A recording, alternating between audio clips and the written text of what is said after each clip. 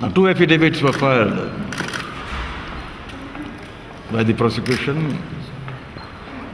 We were served the affidavits on Wednesday. The two affidavits they filed in reply in no way refute the evidence in the affidavit of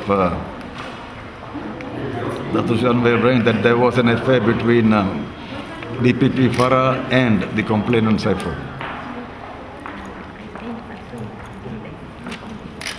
Dr. Anwar had asserted, as a matter of fact, that Saiful had access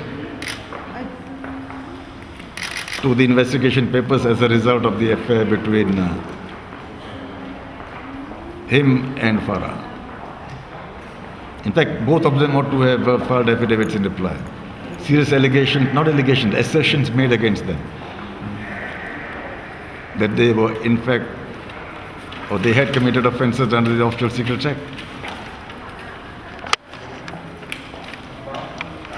We are shocked that the prosecution has chosen not to have affidavits procured from both Farah and Saiful. In fact, that is the core of the application which will be heard on Monday, to strike out the charge on the ground that there had been abuse of process of the court by the prosecution in the light of the affair between the DPP and Saiful and the consequences arising out of that, which are very serious consequences. In fact, this is something unprecedented, unheard of before elsewhere, or for that matter even here.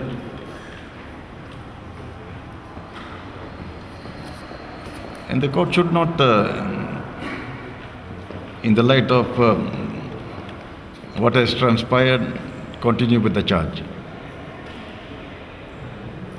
The court ought to strike out the charge on the ground that there has been abuse of process of the court. Any prosecution must be a bona fide prosecution in a court of law. Any prosecution which has trappings of malafides, trappings of scandal, trappings of commission of offences by a DPP who had an affair with the star witness of the case, must mean that the court should invoke its inherent power to strike out the charge. No court should tolerate abuse of its process.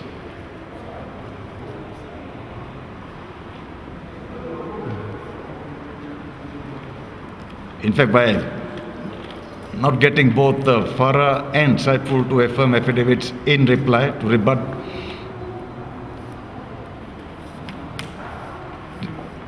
the assertions made against them,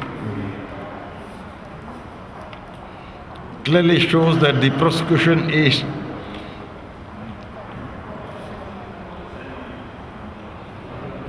trying to keep away the truth from the court.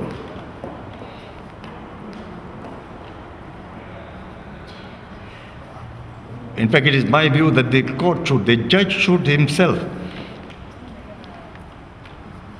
call both Farah and Saiful to the stand. The court has the right to do it. Yeah. The court has the right to elicit the truth.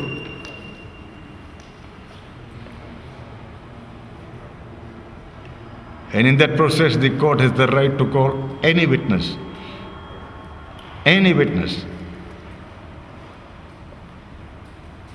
whether the prosecution is calling or not. That is the extent to which the court has the power and jurisdiction to ensure that the truth prevails. In fact, I will be making an application that the court call both Farah and Saiful to the stand.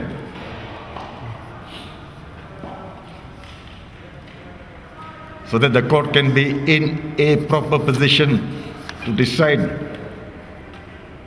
whether or not the charge ought to be struck out.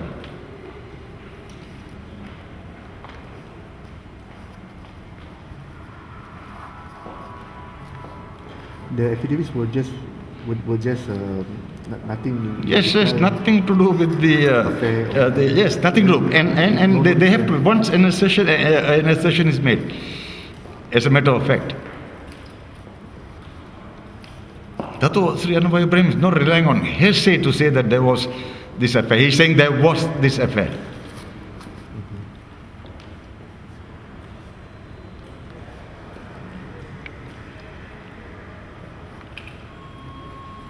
So in fact, the Attorney General should have directed both Farah and Saiful to affirm affidavits in reply. The fact that that had not been done clearly shows that what is in Dato Sri Anwar's affidavit is the truth. And if that is accepted as the truth, and it must under the circumstances, then in my view the court has no alternative but to strike out the charge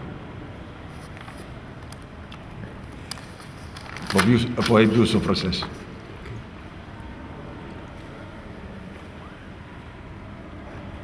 I think the rest of it will be in my submission on Monday. In fact, quite a bit of it is in the submission now. Yeah. Giving them some ammunition to get No problem. No, we are prepared to sort of let them know our stand right away, even before the hearing. No problem with us. Get ready. Yes. No element of surprise. No element of surprise. Yes. Why should that be? If the truth is there, you don't have to surprise anyone. Yes.